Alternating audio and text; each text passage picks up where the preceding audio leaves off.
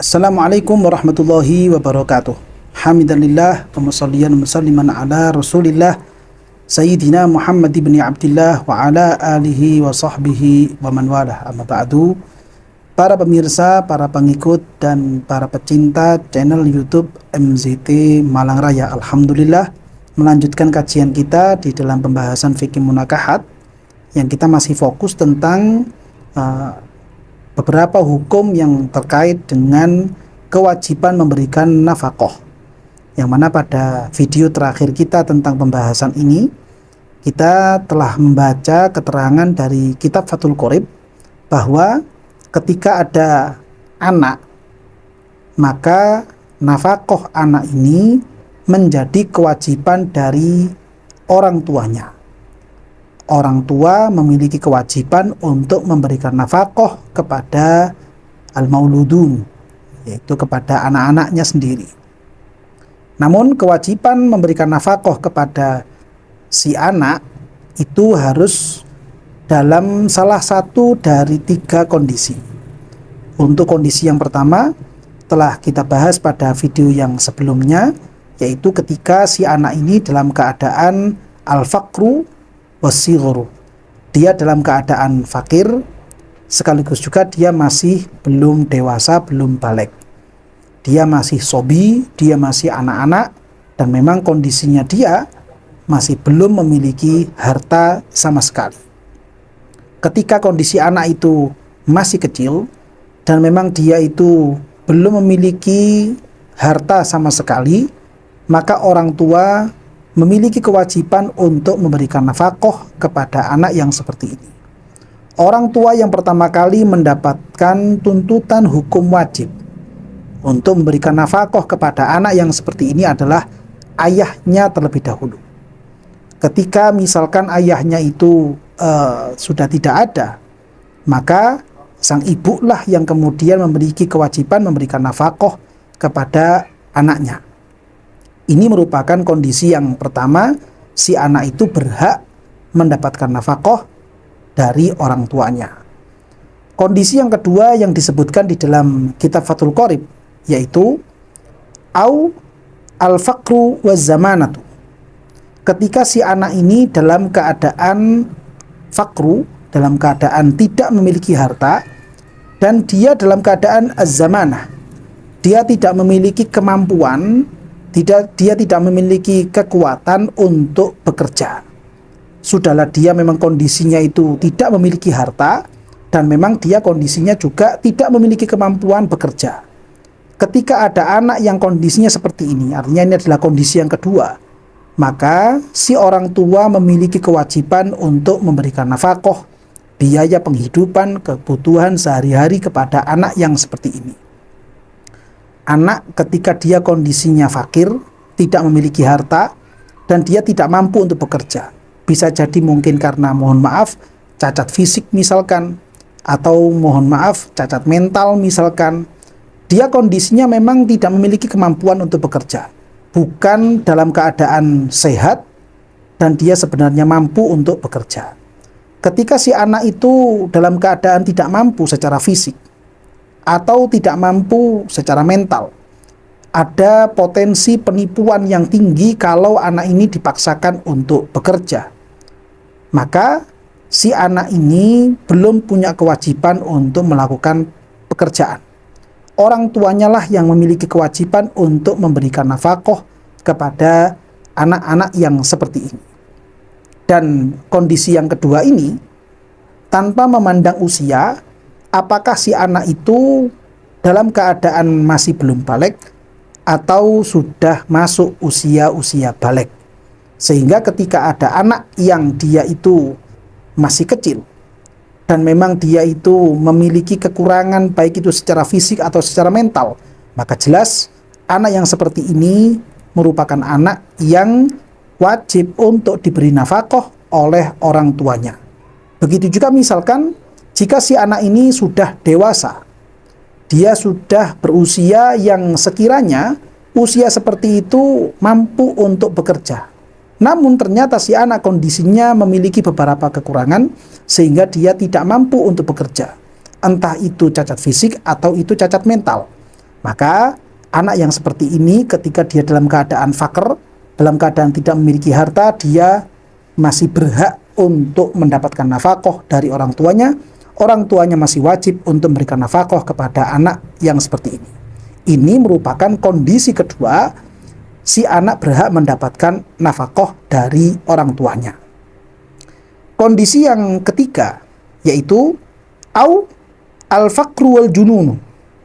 Ketika si anak ini dalam keadaan fakru, dalam keadaan tidak memiliki harta, sekaligus juga dia dalam keadaan al-junun, ada gangguan mental, dia punya penyakit gila. Ketika anak itu kondisi seperti ini, tanpa memandang usia, apakah dia itu masih berusia anak-anak atau sudah berusia dewasa, namun kondisinya dia ini walaupun sudah dewasa, dia cacat mental dengan bentuk gangguan kejiwaan, dan memang dia tidak memiliki harta sama sekali, maka orang tuanya lah yang memiliki kewajiban untuk memberikan nafkah kepada anak yang seperti ini. Lain halnya kalau kemudian ada seorang anak misalkan, dia gila, tapi dia punya harta. Entah harta itu dari hasil warisan orang tuanya, atau mungkin itu hasil warisan dari saudaranya, atau mungkin dari hibah, hadiah dari saudara atau orang-orang di sekelilingnya, sehingga dia walaupun kondisinya gila, dia memiliki simpanan harta. Ketika kondisi anak ini memiliki harta yang seperti ini, maka orang tua tidak memiliki kewajiban memberikan nafkah kepada anak yang keadaan gila namun memiliki simpanan harta. Orang tuanya memiliki kewajiban untuk mengatur harta si anak supaya harta ini bisa dipakai atau bisa mencukupi kebutuhan hidup si anak yang dalam keadaan gila. Atau juga si orang tua itu memiliki kewajiban bagaimana caranya harta yang dimiliki oleh si anak ini bisa berkembang, artinya tidak habis dengan diambil atau diinfakkan memenuhi kebutuhan dia sehari-hari. Harta itu supaya tidak habis dimakan atau dikurangi karena kewajiban zakat. Si orang tua sebagai wali maka memiliki kewajiban untuk mengatur keuangan, mengatur harta dari anak yang kondisinya gila namun dia memiliki simpanan-simpanan harta. Kalau misalkan kondisinya sudah seperti demikian, maka orang tua wajib untuk orang tua itu memiliki kewajiban memberikan nafkah kepada anak kalau dia dalam keadaan fakir dan sekaligus juga dalam keadaan gila. Tapi kalau salah satu dari dua hal ini tidak ada, artinya dia itu tidak fakir namun dia itu gila, maka orang tua tidak memiliki kewajiban memberikan nafkah. Hukumnya sunnah. Hukumnya sunnah untuk memberikan nafkah kepada anak-anak yang seperti ini. Nah, ini merupakan 3 kondisi si anak itu berhak mendapatkan nafkah dari orang tuanya. Artinya berarti seorang tua wajib hukumnya untuk terus-terusan memberikan nafkah kepada anak-anak ketika anaknya ini dalam salah satu dari 3 kondisi. Kami ulangi lagi, yang pertama adalah ketika si anak ini dalam keadaan fakir dan dia itu masih anak-anak, masih berusia belum balik, ya. Kemudian kondisi kedua yaitu ketika si anak ini dalam keadaan fakir, tidak memiliki harta, sekaligus juga dia itu dalam keadaan tidak mampu melakukan pekerjaan. Ini kondisi kedua. Kondisi yang ketiga yaitu ketika si anak dalam keadaan fakir dan sekaligus juga dia terkena gangguan jiwa. Ketika si anak berada pada salah satu dari 3 kondisi ini, maka orang tua memiliki kewajiban memberikan nafkah kepada anak-anak tersebut. Ini keterangan yang disebutkan di dalam kitab Takrib, sekaligus juga yang disebutkan oleh Syekh Muhammad bin Qasim Al-Ghazi di dalam kitab Fathul Qorib. Ada sebuah permasalahan yang diungkap oleh beliau Syekh Ibrahim bin Muhammad Al-Baijuri di dalam hasyiah beliau terhadap kitab Fathul Qorib. Syekh Al-Baijuri memberikan keterangan atau menyinggung sebuah permasalahan, sebuah pembahasan yang penting untuk kita ketahui juga. Karena memang kondisi yang disebutkan atau keterangan yang disebutkan oleh Syekh Baijuri ini merupakan kondisi yang sering terjadi di sekeliling kita. Seperti apa keterangannya?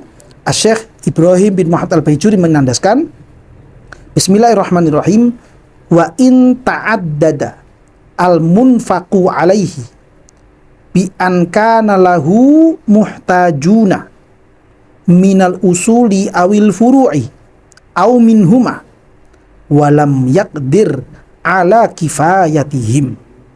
Jika seandainya si anak ini di sekelilingnya juga ada orang-orang yang butuh untuk mendapatkan nafkah. Jadi ada anak yang anak ini dia hidup bersama dengan orang-orang yang orang-orang ini juga butuh mendapatkan nafkah. Ya. Entah orang-orang yang di sekelilingnya ini merupakan orang tuanya sendiri, atau di sekelilingnya dia itu adalah anak-anaknya sendiri, atau di sekelilingnya dia ini adalah orang tua sekaligus anak-anaknya sendiri. Ada seorang anak yang dia itu hidup bersama dengan orang tuanya. Ada seorang anak yang dia itu hidup bersama dengan putra-putrinya. Atau ada seorang anak yang dia itu hidup bersama secara sekaligus dengan orang tuanya dan putra-putrinya sendiri. Yang mana kebetulan entah itu orang tuanya, entah itu anak-anaknya, entah mereka berdua orang tua dengan anak-anaknya si anak ini sendiri, mereka semuanya dalam keadaan yang butuh untuk mendapatkan nafkah. Si anak ini kemudian bagaimana sikap yang seharusnya diambil? Manakah kira-kira dari orang-orang yang hidup di sekelilingnya dia yang sama-sama dalam keadaan butuh ini untuk didahulukan diberi nafkah terlebih dahulu? Apakah orang tuanya, atau anak-anaknya, istrinya, atau seperti apa kira-kira? Dia hidup, di sebelahnya dia ada istri, yang istri ini juga butuh diberikan nafkah. Kondisinya si istri ini tidak memiliki harta untuk bisa memenuhi kebutuhan dia sehari-hari. Di sisi lain dia juga punya putra-putri, yang mana putra-putrinya sendiri ini juga tidak memiliki harta yang cukup untuk memenuhi kebutuhan dia sehari-hari. Di sisi lain juga dia ada hidup bersama dengan orang tuanya, entah itu dengan bapaknya saja, entah itu dengan ibunya saja, atau mungkin dengan keduanya. Dia hidup bersama dengan kedua orang tuanya, yang mana kedua orang tua ini juga kondisinya tidak memiliki harta yang cukup untuk bisa memenuhi kebutuhan beliau berdua sehari-hari. Kira-kira seperti apa kewajiban atau urutan di dalam memberikan nafkah kepada orang-orang di sekelilingnya dia ini? Syekh Ibrahim bin Muhammad Al-Baijuri memberikan keterangan ketika kondisinya seperti itu adalah qaddama nafsahu. Dia, si anak ini yang posisinya berada di tengah-tengah ini, wajib untuk mendahulukan dirinya dia sendiri. Artinya apa yang menjadi kebutuhannya dia itu patut untuk didahulukan, sebatas kebutuhan saja, bukan berlebihan. Sebatas apa yang sekiranya bisa membuat dirinya ini tidak merasa lapar, tidak sampai dia merasa lemas. Dia bisa hidup normal dengan kebutuhan-kebutuhan tersebut. Dia ketika memiliki harta, dia infakkan, dia nafkahkan harta itu. Yang pertama kali urutannya adalah untuk dirinya dia sendiri. Ini yang pertama. Summa, kemudian zaujatahu wa khadimaha. Urutan kedua, setelah dia itu memberikan kifayah, memberikan kecukupan kepada dirinya dia sendiri sebatas cukupnya saja, bukan berlebihan. Tingkatan kedua yang perlu didahulukan adalah zaujatahu, istrinya dia sendiri, sekaligus juga kalau si istri ini memiliki pembantu. Sebagaimana nanti akan kita bahas bahwa ketika ketika seorang suami itu menikah dengan seorang perempuan, istrinya ini, dia tipe-tipe perempuan yang butuh adanya pembantu. Maka suami punya kewajiban menyediakan pembantu kepada istrinya ini. Dan kebetulan misalkan si istri dan pembantunya ini butuh untuk mendapatkan nafkah. Maka mereka berdua, si istri dengan pembantu ini, berada pada urutan yang kedua setelah dirinya si suami itu sendiri. Summal akroba fal akroba. Baru kemudian urutan yang ketiga adalah orang yang dekat atau orang yang lebih dekat kepada dirinya. Secara mahal, secara tempat, siapa kira-kira yang lebih dekat kepada si suami ini atau si kepala rumah tangga ini? Kalau misalkan yang dekat kepada dia adalah bapak ibunya, maka bapak ibunya yang lebih didahulukan dibandingkan anak-anaknya misalkan. Kalau misalkan ternyata yang hidup dekat dengan dia ini adalah anak-anaknya, maka anak-anaknya yang didahulukan dibandingkan orang tuanya misalkan. Ini keterangan dari Syekh Baijuri seperti demikian.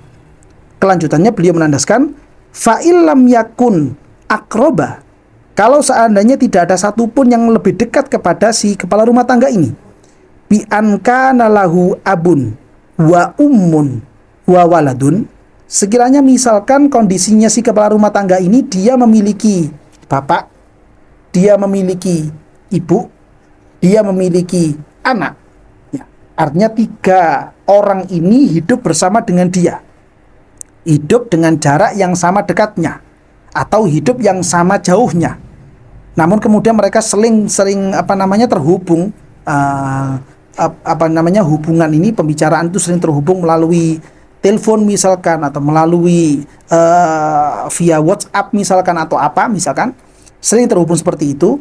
Maka bagaimana, siapa yang didahulukan? Beliau menandaskan quddimal waladu as-saghiru, maka yang didahulukan pertama kali setelah si kepala rumah tangga ini memberikan nafkah kepada istri dan pembantunya, urutan berikutnya adalah kepada anaknya yang masih kecil. Ketika kepala rumah tangga ini memiliki istri, maka istrinya yang didahulukan. Setelah itu kemudian misalkan dia juga memiliki anak yang masih kecil, urutan berikutnya adalah dia memiliki kewajiban memberikan nafkah kepada anaknya yang masih kecil. Summal ummu, kemudian setelah anak kecilnya ini sudah diberikan nafkah, kalau masih ada lebih harta, masih ada lebih uang misalkan, maka uang ini wajib diberikan kepada ibunya. Setelah ibunya diberikan, kalau masih ada lebihnya lagi, summal abu, baru kemudian urutan berikutnya adalah diberikan kepada bapak kandungnya dia. Jadi urutannya, dia punya kewajiban bagaimana caranya si istri ini tidak sampai kekurangan, bagaimana caranya si istri itu dalam keadaan tercukupi kebutuhannya, artinya tidak sampai kemudian kelaparan, tidak sampai kemudian tidak berpakaian. Si suami ini punya kewajiban memberikan nafkah kepada istrinya terlebih dahulu. Urutan berikutnya baru kemudian anaknya yang masih kecil. Bagaimana caranya anaknya ini tidak sampai kelaparan, bagaimana caranya anaknya ini tidak sampai kekurangan dari kebutuhan-kebutuhan yang wajib. Jika seandainya masih ada harta yang lebih, maka urutan berikutnya, urutan yang ketiga adalah ibunya si suami. Ibunya si suami juga wajib diberikan nafkah ketika si ibu ini juga merupakan tipe atau karakter orang yang kondisinya membutuhkan. Si anak wajib hukumnya memberikan nafkah kepada ibu yang seperti itu kondisinya. Jika seandainya setelah dia memberikan nafkah kepada ibunya ini masih ada sisa, maka sisa harta itu diberikan kepada ayahnya yang membutuhkan. Kalau misalkan setelah dia memberikan nafkah kepada ayah yang membutuhkan ini sudah selesai, baru kemudian kewajiban yang terakhir adalah anaknya yang sudah besar. Sebagaimana itu dinyatakan oleh Syekh Bajuri, beliau mengatakan summa al-waladul kabiru. Anak yang sudah besar berada pada urutan terakhir ketika mereka semuanya, antara istri, anak, orang tua, dan anak yang sudah besar hidup dalam satu tempat, atau misalkan hidup dalam tempat yang berbeda tapi berdekatan, atau hidup bersama-sama tapi dalam tempat yang jauh. Maka urutan-urutan dalam hal kewajiban memberikan nafkah sebagaimana barusan yang disampaikan oleh beliau Syekh Ibrahim bin Muhammad Al-Bajuri. Urutan wajib ini perlu diperhatikan agar supaya setiap kepala rumah tangga tidak sampai kehilangan atau tidak sampai terlewatkan di dalam melaksanakan kewajiban hakul adami yang seperti ini. Hukum memberikan nafkah kepada beliau-beliau semuanya adalah wajib. Artinya, ketika kepala rumah tangga itu berupaya melaksanakan kewajiban ini dan kemudian berhasil menunaikannya, walaupun mungkin tidak bisa lebih, maka kepala rumah tangga ini mendapatkan pahala dari Allah Subhanahu wa Ta'ala dengan pahala dan melaksanakan ibadah yang wajib. Ini merupakan satu kewajiban yang penting untuk diperhatikan kepada seluruh kepala rumah tangga, supaya dia tidak sampai zalim kepada orang-orang yang berada di sekelilingnya. Jangan sampai kemudian dia lebih mendahulukan orang-orang di selain 4 yang barusan disebutkan oleh Syekh Bajuri. Lebih mendahulukan temannya, lebih mendahulukan orang-orang yang jauh. Namun kemudian dia tahu bahwa istrinya dalam keadaan butuh dan tidak sampai tercukupi. Dia tahu kalau anak-anaknya yang kecil dalam keadaan butuh dan tidak tercukupi. Dia tahu kalau ibunya dalam keadaan butuh dan tidak tercukupi. Dia tahu kalau ayahnya dalam keadaan butuh dan tidak tercukupi. atau dia tahu kalau anaknya yang sudah besar itu masih belum bekerja, belum mampu bekerja, namun kebutuhannya masih belum tercukupi, tapi ternyata si ayah malah mendahulukan orang-orang lain, mendahulukan temannya, mendahulukan siapa yang di luar sana, lebih diperhatikan untuk mendapatkan nafkah dibandingkan orang-orang yang terdekat yang hidup bersama mereka semuanya. Hal ini merupakan tindakan-tindakan yang wajib hukumnya supaya dilaksanakan oleh setiap kepala rumah tangga, dan ini merupakan satu tindakan yang ditekankan oleh syariat kita, syariatnya Gusti Kanjeng Nabi Muhammad SAW, supaya tidak ada kezaliman dalam satu rumah tangga. Bagaimana caranya? Ketika rumah tangga ini sudah jadi, maka dengan jalur rumah tangga ini seseorang bisa semakin jauh dari tindakan-tindakan yang zalim kepada ahli atau keluarganya masing-masing. Inilah kiranya pembahasan yang bisa kita rampungkan pada kesempatan kali ini. Berikutnya membahas tentang hukum memberikan nafkah kepada hewan-hewan yang dia piara, dan insya Allah akan kita lanjutkan pada video yang selanjutnya. Barangkali mungkin dari keterangan yang kami sampaikan ini ada hal-hal yang kurang jelas atau ada pertanyaan-pertanyaan susulan, maka bisa Anda sampaikan melalui kolom komentar. Mudah-mudahan ilmu yang kita kaji, ilmu yang kita pelajari betul-betul bisa menjadi ilmu yang manfaat dan barokah, dan mudah-mudahan kita semua, keluarga kita, anak-anak kita bisa menjadi orang-orang yang diridhoi oleh Allah Subhanahu wa taala dan diridhoi oleh Gusti Kanjeng Nabi Muhammad sallallahu alaihi wasallam. Amin ya rabbal alamin.